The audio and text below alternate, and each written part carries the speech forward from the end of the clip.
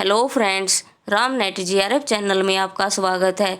इस चैनल पर हम एनटीए नेट पेपर 1 और पेपर 2 दोनों की तैयारी करवाते हैं, वो भी एक सिस्टेमेटिक तरीके से। तो हमारा सेकंड पेपर है हिंदी साहित्य। तो आज इस वीडियो में हम डिस्कस करेंगे जो हमारी सबसे इम्पोर्टेंट बुक है हिंदी साहित्य का इतिहास बाय रामचंद्र शुक्ल। इसको आज हम डिस्कस करेंगे। ये हमारी क्लास 5 है। इससे पहले मैंने 4 क्लास अपलोड कर दी हैं। अगर आपने वो नहीं देखी हैं तो आप उन्हें भी देख लें। तो फ्रेंड्स, इस बुक को मैं आपको हैंड रिटन नोट्स के साथ करवा रही हूँ, जिससे आपको बहुत हेल्प होगी। जो भी स्टूडेंट्स हिंदी साहित्य से किसी भी एग्ज़ाम की तैयारी कर रहे हैं, जैसे net, GRF, HPSC, RPSC, PGT, TGT, HTET, assistant professor and other competitive exam, तो सभी के लिए ये क्लास बहुत ही महत्वपूर्ण है। तो आइए देखते हैं हमारी 5वीं क्लास। तो इसमें हम प्रकरण जो हमारा 2 है उसमें अपभ्रंश काव्य है, आज उसको पढ़ेंगे। तो आइए देखते हैं प्रकरण 2 अपभ्रंश काव्य। पहला पॉइंट है हमारा, जब से प्राकृत बोलचाल की भाषा न रह गई तभी से अपभ्रंश साहित्य का आविर्भाव समझना चाहिए। इससे पहले जो प्रकरण 1 था उसमें भी मैंने ये बताया था, ये बहुत ही इम्पोर्टेंट लाइन है। जब से प्राकृत बोलचाल की भाषा न रह गई तभी से अपभ्रंश साहित्य का आविर्भाव समझना चाहिए। नेक्स्ट पॉइंट है, पहले जैसे गाथा या गाहा कहने से प्राकृत का बोध होता था, वैसे ही पीछे दोहा या दुहा कहने से अपभ्रंश या लोक प्रचलित काव्य का बोध होने लगा। तो ये फ्रेंड्स दोनों ही कोटेशन मोस्ट इम्पोर्टेंट है, इससे एग्ज़ाम में क्वेश्चन बनता है, तो हमें ये याद रखनी है। आगे देखते हैं, प्राकृत से बिगड़कर जो रूप बोलचाल की भाषा ने ग्रहण किया वह भी आगे चलकर कुछ पुराना पड़ गया और काव्य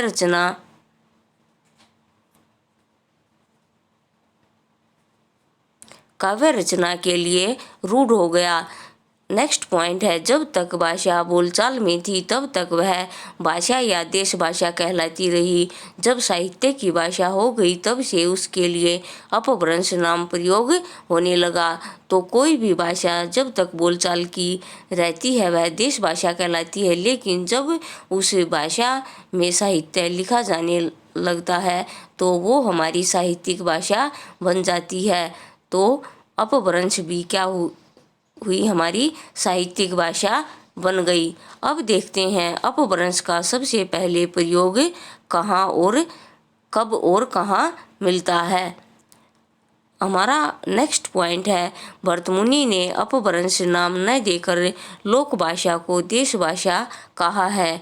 यह भी क्वेश्चन एग्जामिनर पूछ सकता है कि भरतमुनि ने अपभ्रंश को क्या कहा है। तो भरतमुनि ने अपभ्रंश नाम न देकर उसको लोक भाषा या देश भाषा कहा है। आगे है, वररुचि के प्राकृत प्रकाश में भी अपभ्रंश का उल्लेख नहीं है। तो वररुचि का ये ग्रंथ है और ये ग्रंथ इम्पोर्टेंट है। वररुचि के प्राकृत प्रकाश में भी अपभ्रंश का कहीं भी जिक्र हमें नहीं मिलता।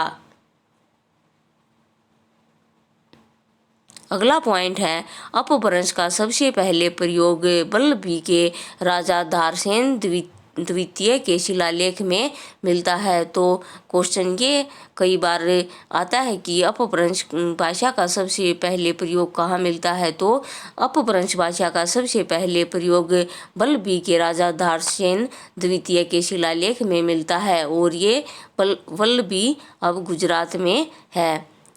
आगे देखते हैं, इस प्रकार अपभ्रंश या प्राकृताभास में रचना होने का पता विक्रम की 7वीं शताब्दी से हमें मिलता है। तो क्वेश्चन कई बार ये आता है कि अपभ्रंश का पता हमें कहाँ से चलता है। तो सबसे पहले तो वल्लभी के राजा धारसेन द्वितीय के शिलालेख में मिलता है और जो ये अपभ्रंश इसी को प्राकृताभास भी कहते हैं। इसका पता जो विक्रम की 7वीं शताब्दी है वहाँ से हमें मिलता है।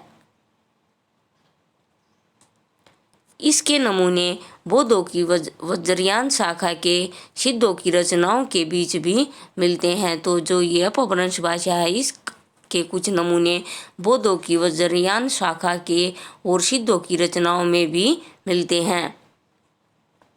आगे शुक्ल जी की बुक में जो कवि दिए गए हैं उनको देखते हैं। पहला है देवसेन संवत 990। अगर हमें इसका सन निकालना है तो इसमें हम -57 कर देंगे तो हमारा ये सन निकल कर आ जाएगा। तो ये जो देवसेन थे ये जैन कवि थे। देवसेन एक जैन ग्रंथकार कवि थे। देवसेन ने सर्वाकाचार्य दोहों की एक पुस्तक थी जिसमें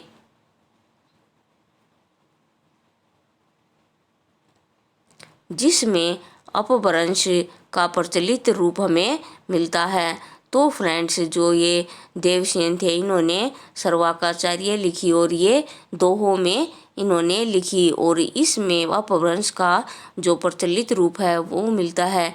इसका एक एग्जाम्पल है वो देखते हैं। जैसे जो जिण शासन भाषिए सो मई कही सारू, जो पालिए सही भाऊ करी सो सरी पाऊ पारू। तो ये जो दोहा है ये भी इम्पोर्टेंट है, इसे भी हमें ध्यान रखना है। आगे देखते हैं।